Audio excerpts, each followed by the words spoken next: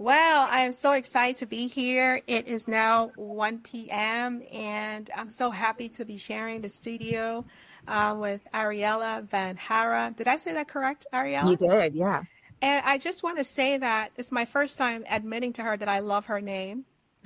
Thank you so She much. probably never knew that, but yes, so VanHara, where's that name ethnically from, that background, if you can explain just a little My bit before. husband, I think from what I'm told, I think it's Dutch.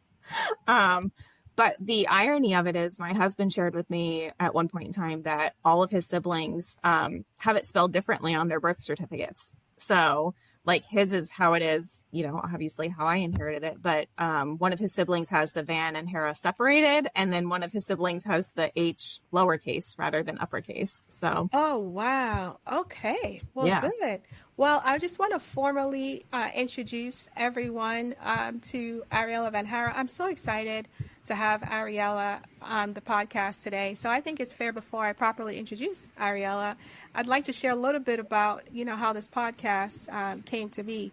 And so, first of all, I'm going to say a couple of first of all because there's so many actually, but Ariella is such a champion of other people. And so I have to say that first about her before I thank you. formally introduce her. Thank you. Very much a champion of others. And so I want to say that. Again, I'm going to warn, it's going to be a couple of firsts. And so I'm going to continue to formally introduce her, but I have to give you a little backdrop as to how this podcast came to be in existence. And so I remember after our spring semester, and I think I mentioned this in this introduction video that I've been sharing all week and we've been sharing, I talked about how difficult our semester was having quantitative and qualitative research. And it was just a dog semester. It was just rough. It was a long one. And for some of us, I'm sure Ariella, she's one of these math persons. You get to learn more about Ariella so shortly. But, that's not my strong suit, not quantitative research, although I like quantitative research. But I remember how it was just difficult. And I was in the kitchen one morning. I was just like, you know what? Man, that was tough. But that semester, I think, was a semester that really cemented us as a group. I mean, because before that, yeah, we struggled. Yeah, we hung in there, we talked. But man, that semester, we were like, I think when I look in our WhatsApp chat, which I've referenced several times already in other parts of the video on social media, I talked about how I think we talked the most in that semester because those classes were very difficult. It was the unknown for many of us. And I woke up that next day at the end of that semester thinking, man, these people are really, really cool people. They're deep people, and I want to get to know them more. So I went into the chat nervously, and I said, hey, guys, I think we should do a podcast about our experience and talk about our projects and just, do something different with this experience. And Ariella was the first person to say, yeah, oh my God, let's do it. What? Oh my God, Keisha, that's amazing. I think we should do it. So can you understand how and why I'm interviewing Ariella VanHara today? And I just want to give, just a round of applause for Ariella. I'm Thank celebrating you. her today. I'm really celebrating Ariella because it's fair, it's appropriate. And I just want to do that. So if you're ever guessing who she is already, you can hear some of her qualities. And I think that speaks to her being in this program and in her line of work, which is social work, clinical social work, and also her colleagues who perhaps, will be listening to this episode. And as she shares it, I'm sure they're going to say the same thing and they would be in agreement with me. So I'm going to go ahead and I'm going to formally read Hey. about Ariella. So, Miss Ariella VanHara, LCSW, which means Licensed Clinical Social Worker, QS Qualified Supervisor, is a clinical assistant professor at Florida Gulf Coast University, jointly appointed in the Social Work Department and Counseling and Psychological Services, CAPS. In her current role, she teaches practice and special topics courses, provides clinical services, and supervises social work interns. Amazing. She was named the 2025 Educator of the Year by the NASW, National Association for Social Workers, Florida Southwest Unit, and the NASW Florida State Award. I told you there's some heavy hitters in this class. See what I mean? This is what I mean. Before entering academia, she worked in nonprofit community mental health, specializing in crisis stabilization and clinical services, as well as acute care leadership. She previously served on Florida's 988 Implementation Task Force. Pause. I did not know that. You see what I mean? This is what I mean. This is why we're doing this. And it's currently active as the co-chair for the NESW Florida Chapter Committee on Nominations and Leadership Identification. She also serves on the board of Project Help. I didn't know that. You see what I mean? This is what I mean. This is what I mean. She also serves on the board of Project Help, Inc., supporting survivors of sexual assault and violent crimes. Okay, you see, this is why, social work, and we're going to get into this even more. Let me just properly finish your bio. It's so important because I already want to start talking. You can see that. Okay? Sure.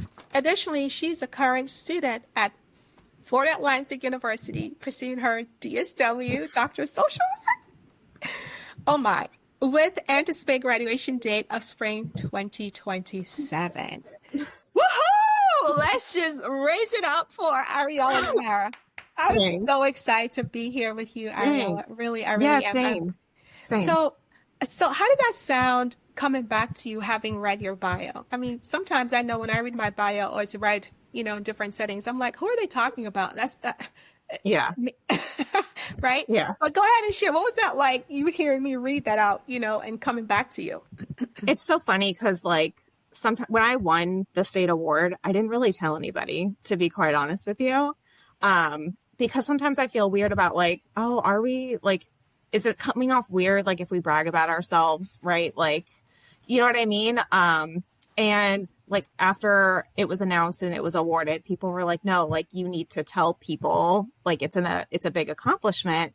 But hearing someone read it and when you write it, I think it's just it's a sense of feeling proud about yourself, right? Being okay to celebrate yourself of how far you've come, how many accomplishments you've had, but also the impact that you've made on other people along the way in the journey.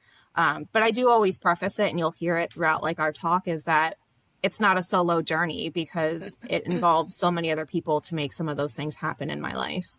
Oh my gosh, you said a lot right there. It, like you said, the successes that that was just right and that you're talking about didn't just come about on your own, but really that includes other people in our lives. And isn't that a big part of what social work is about, right? Yeah. About other people. It's not just us. In fact, it's funny, when I was making that video, I said, what we're doing in these podcast episodes is for us just as it is for other people who be listening. And these other people can be anyone. I mean, it could be anybody, right? Yeah. So that's really amazing. I appreciate that. Well, let's just continue then.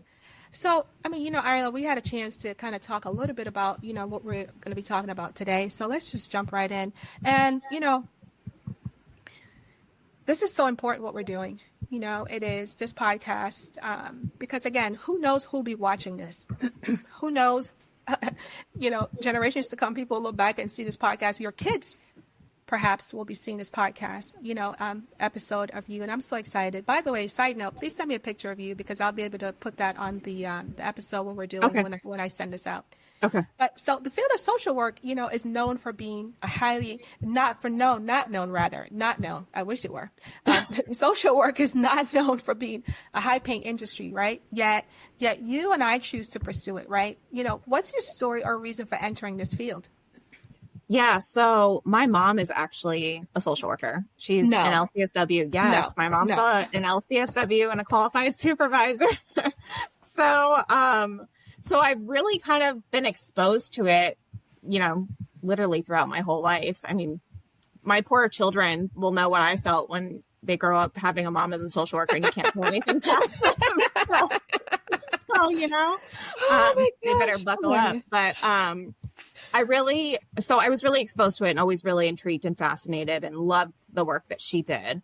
And I knew I was going to end up going into the field in some way or another. And so I started off in an undergraduate degree in psychology and I ended up finishing it. And I'll tell you that why. I initially wanted to incorporate psych testing. And there had always been comments about, clinical psychologists making more money than social work and being able to do that, right? And still having various things. So I ended up going in psychology route and I got into the classes and I was like, oh, this is not what I thought it was going to be, right? It was very much about understanding brain structure, research, right? All of those different processes. And I wanted more of the human interaction, right? The clinical work piece of it. So Actually, I think it was like my last or second to last semester of my psych degree. And I was like, well, there's no going back now. Like I'm already so close to the finish line. Like I'm not about to start over. So, but I had a professor, it was my abnormal psych class. And I had a professor and he sat there in one of the courses in the class sections. And he went through the different breakdowns for us of like psychiatry, clinical psychology, LMHC, LMFT, LCSW, and like went through all the different routes and talked about, what you can do with them, the differences, similarities. And when he got to social work, I mean, I already knew about it from my mom, but it really kind of, it also clicked at that point. And, sometimes like when you're younger, you don't want to prove your parents right, even though my mom always thought I was going into it, So part of it was probably a little rebellious, but he also talked about, how competitive in the process of clinical psychology. And that didn't align with my values of needing to move along the way, being competitive in that regard. And I was not a great test taker and having to take, different standardized exams in that process. And I think that really deterred me from it. But I did always align with social work, and the values that it carries and the work that it does. And so that just kind of made sense for me. And I really wanted to work in substance abuse at the time. And I started in my undergraduate, while I was doing my undergraduate degree, working in a facility. I was working in the detox side of things. And I loved it. I loved substance abuse. I was like, this is great. This is where I'm meant to be. And I always tell people this story because it truly shows like, you can love a population, but you also don't know what else is out there that you're going to love. And so my coworker had a family emergency pop up one night and was like looking for other people to cover his shift in an emergency. And was 20 years old. I was like, I have nothing else going on. I was like, I will work your shift. But it was on the crisis unit. And so I went and I worked it and loved it. Absolutely loved it. And I put in for a transfer literally the next day to go work in the crisis unit. Yeah. And I was like, this is where I'm meant to be. And this is what I'm meant to do. And ended up spending the next 12 years on the crisis unit. So.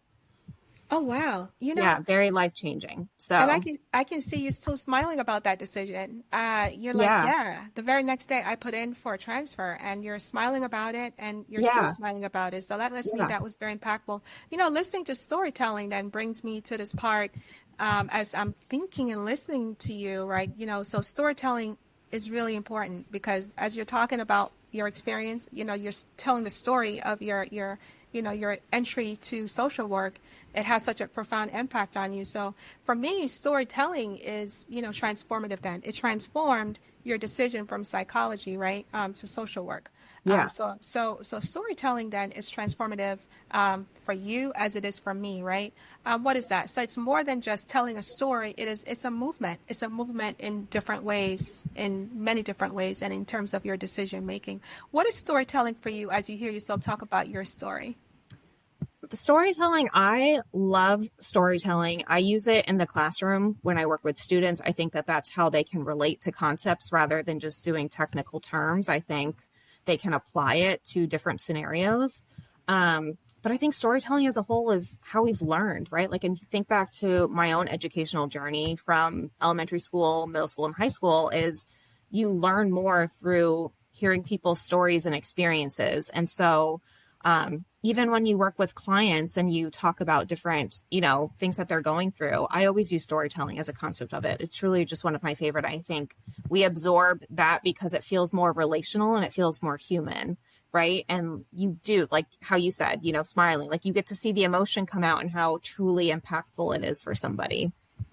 And I think that's so profound for social work because in our work, we strive to be relationally affirming with our clients, and we're relationally affirming in all of our relationships, and that's really important. So storytelling really has so many benefits to it as we're experiencing right now. So yes. I'm going to go with that, Ariella. I'm going to go with that. So tell us about your background a little bit. So I didn't start with that question because I figure, that's just so not relationally affirming. Well, just tell me about who you are. Let's just go right into that. No, you see how, we're building this, right? So this is great. So let's continue the storytelling then. Tell us a little bit about your background. Maybe, for our cohort, because again, they perhaps don't even know your past and current work. Maybe other people listening who perhaps want to understand and join in our story would appreciate hearing that. So tell us about maybe your past work, or continue to speak about your past work, current work, and go from there. Let's hear it. Yeah. So I was born and raised in South Florida. I'm one of the true Floridians. You're a native. I can't believe it. So I am a native. I can't believe it, but go ahead. So, born in Miami, and then my parents, so I'm in Fort Myers now, but I was actually raised in Fort Myers. My family, my dad had a practice over here. My mom had a practice over here. And it wasn't until, so I went to elementary and middle school here. And then it wasn't until 2004 when Hurricane Charlie happened. Fort Myers area was impacted pretty badly. Yes, it was. Yes. And, my parents at that time decided that, due to some other, complications, that they wanted to go back to the other coast, to Miami. And so we left Fort Myers at the end of my middle school journey. And so I started high school in Miami. And so I stayed there. And then, love you, Mom and Dad, but after high school, I was like, I'm out. and I left. And I came back to Fort Myers. I came back to the Fort Myers area. And I was at Florida Gulf Coast University, actually, is where I got my undergraduate degree. So this is all very full circle for me. Okay. And FGCU actually plays a really big part in my life, because I'm not just an alum there, but my husband and I met there. So we were in the psych program together. And so we met in class, and so we graduated. So we met in 2012.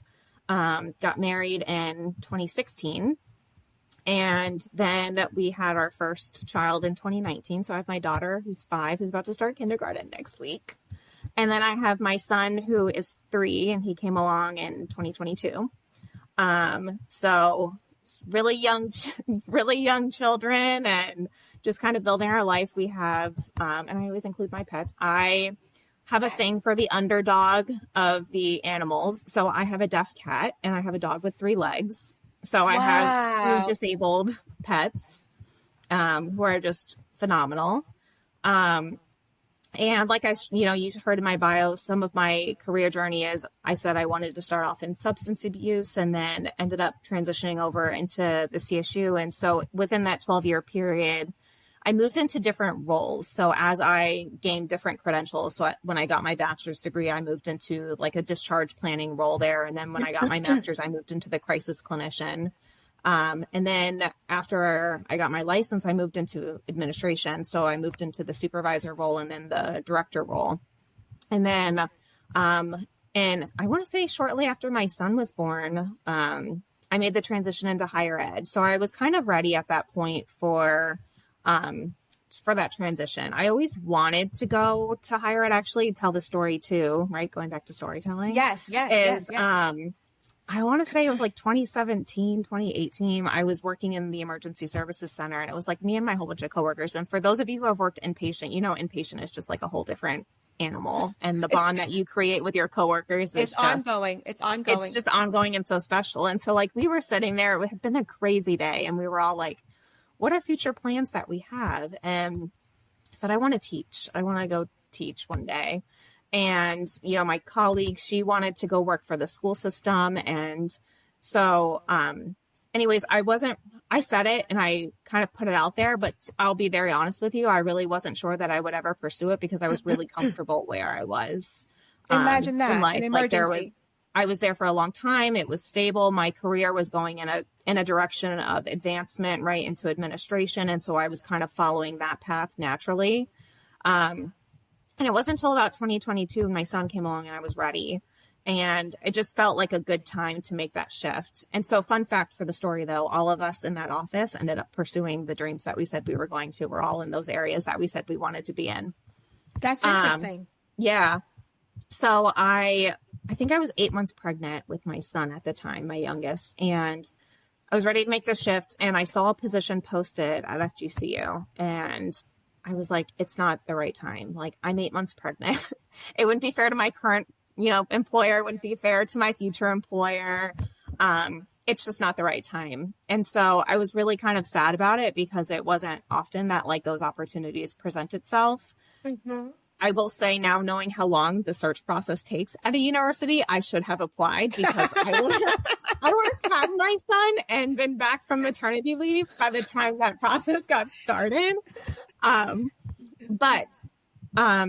I just kind of waited, and then another opportunity presented itself. I want to say maybe 6 months later, Hurricane Ian hit our area pretty badly, and some faculty members were impacted pretty badly and ended up having to kind of relocate. And so that opened a position, and so that led the opportunity there. So that's when I made that transition into higher ed. So yeah, that's kind of my story, and that's where I'm at now. Oh, wow.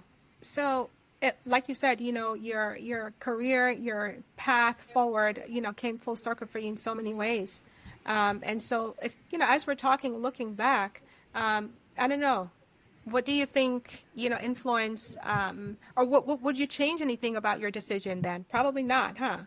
No, I'm a firm believer that like truly everything happens for a reason, and you're going to connect the dots later in life as to why something didn't work out the way it did, or why, or why something played out in a way that it was supposed to.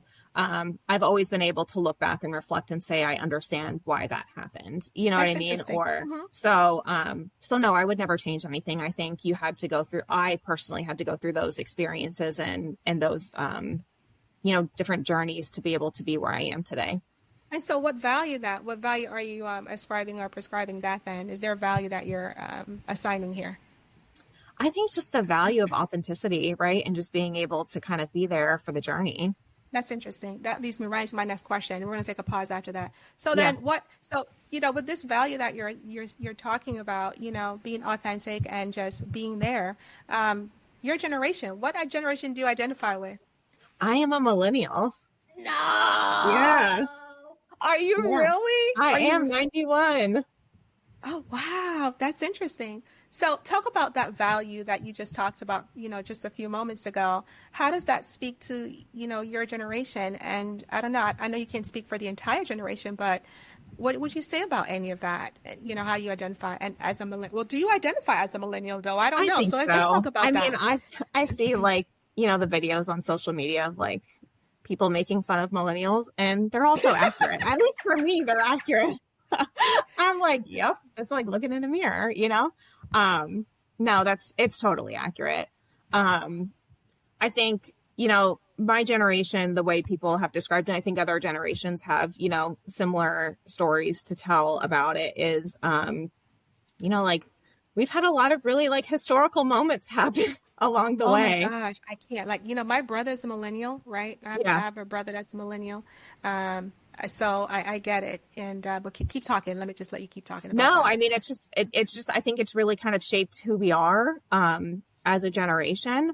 And, I kind of like it. I have no shame against it. I think, I'm where I'm supposed to be. We were there when technology was, and the internet was emerging. Like I was there when AOL dial-up and like my dad was yelling at us to get off the internet so he can use the phone, and you had to make phone calls after 9 because they were free, right? Like those were some good times. And then I'm here for, what we're doing now, a podcast and, having a computer in your pocket on your watch. Like, those are just things that are just wild. Wow. Amazing. Well, I tell you what, we're going to transition a little bit because we've been having a lot of fun. We've been laughing a lot in the past how many minutes. So let's just dive into some more of the questions that pertain to maybe what we're doing right now, current stuff, right? So let's talk about a little bit about, our experience together as cohort number 6, right? Yeah. Interesting, right? So tell me about, what are some frustrations then, right? We talked about who you are,